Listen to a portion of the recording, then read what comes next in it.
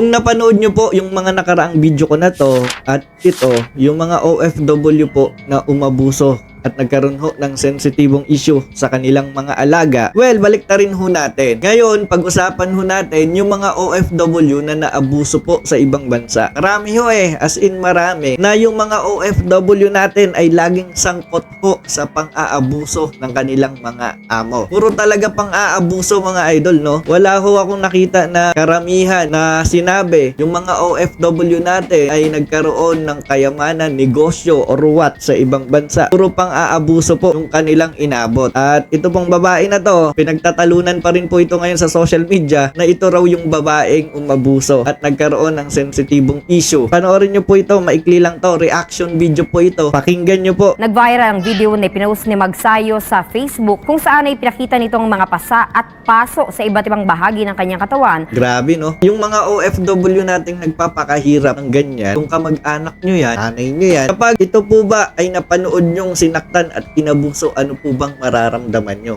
Diba napakasakit po niyan? Tapos, ikaw na nandito lang, nagpapakasarap sa buhay, katulad kay Norman Mangusin, diba? Pinapaliparan ng OFW. Napakasarap ng buhay ni Norman Mangusin. Pero kabaliktaran niya ng buhay ng OFW na nagpapalipad sa kanya. Yung iba nga nagkukuskus ng CR, nagpapakahirap, kumuskus ng mga maduduming pader. Minsan inaabuso pa ng amo. Tapos, ipapalipad lang sa taong hindi naman deserve. Dulot ng pangmamaltrato ng kanyang mga amo sa Kuwait, nakipag-ugnayan sina OWA Administrator Hans Leo Kakdak at Deputy Administrator Arnel Ignacio sa labor officials ng Kuwait. Good news dahil nakipag-communicate ho yung ating gobyerno doon po sa embahado ng Kuwait para mapauwi ho itong kababayan natin, which is good news po yan. Yung isang OFW na to, may marka ho sa kanyang muka, wag na ho nating isum yan. OFW na viral, dilubyo ang inabot sa kamay ng kanyang mga amo. May ganitong klase po pala, ang bigat ho ng kamay ng kanyang amo. OFW na nag-viral kamakailan sa Facebook, binunyag ang mapait na karanasan sa pananakit ng kanyang amo. Sino kaya at anong klasing amo yan? Babae, lalaki, anak? Tingnan ho natin. Alam niyo, sa loob ng 3 taon, nararanasan ko to. Pero ito yung malala. Sa loob ng ilang taon, nararanasan niya raw yan. Pero ito yung pinakamalala. So, ibig sabihin, kada taon o kada halimbawa buwan, minamaltrato talaga ito ng kanyang amo. Hindi talaga lahat ng OFW mapalad sa amo. Yung Tama. Hindi lahat ng OFW mapalad sa amo. At hindi lahat ng OFW ay meron ng success story. iba kinakawawa, sinasaktan, inaalipin. Tulad na lang nitong atin kabayan Oo, tama. na naging Diba? sentro kamakailan sa mundo ng social media matapos na lumabas ang kanyang mga larawan sa Facebook. Good thing po na meron na ho tayong mga gadget kagaya ho ng cellphone na makakapag-post na ho yung mga kababayan natin na naabuso. What if kung bumalik ho tayo sa mga panahon na wala pa hong cellphone, wala pang technology, ano ho kaya yung sitwasyon noon ng mga OFW natin? Buti nga ho, swerte pa sila dahil meron na hong ganitong klaseng gadget ngayon. Di ba meron ho tayong OFW nakaraan na nahatulan ng death penalty, which is si floor contemplation. So, nung mga time na yun, wala pang cellphone, hindi ho siya makareklamo at hindi ho natin alam yung actual na nangyari sa istorya na yun. Bugbog sarado ang mukha, kaya mabilis na nag-viral. Marami sa mga netizen ang nagpakita ng awa, malasakit at nagbungkahi ng tulong. May mga tumulong po pala dito sa OFW na to. Ako, dito nyo ho makikita yung hospitality ho ng ating mga kababayan pagdating ho sa mga kababayan natin na naabuso sa abroad. Hindi madali ignan o panoorin po yung ganitong klaseng video. Pero ito kasi yung realidad ng mga OFW Hindi lahat ng nasa abroad ay ligtas. May iba tinitiis yung sakit, takot para may maipakain lang sa pamilya nilang naghihirap dito sa Pilipinas. Kaya importante kasi pag-usapan natin yung mga ganitong bagay. Hindi lang puro pasarap. Abroad yan. Marami ng pera yan. Mayaman na yan. Tapos magre-request ka, "Are, pautang."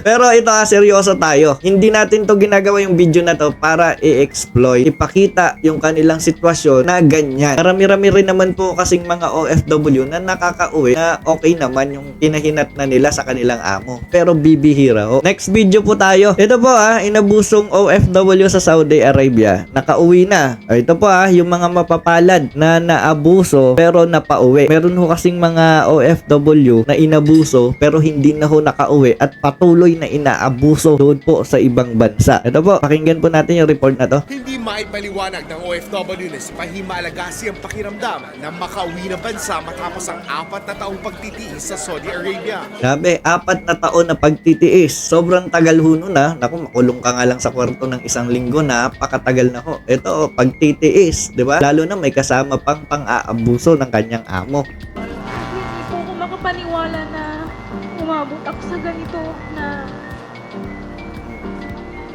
buhay ko kasi Kahit sino naman kasi maiiyak eh. Maiiyak dahil sa hirap nga ho ng sitwasyon nila doon. Eh nakauwi pa siya ng ligtas at buhay. Kasi yung iba talaga, alam naman natin na hindi pinapalad abroad. Diba? Lalo na pagigil na gigil sa'yo yung amo mo. At ito,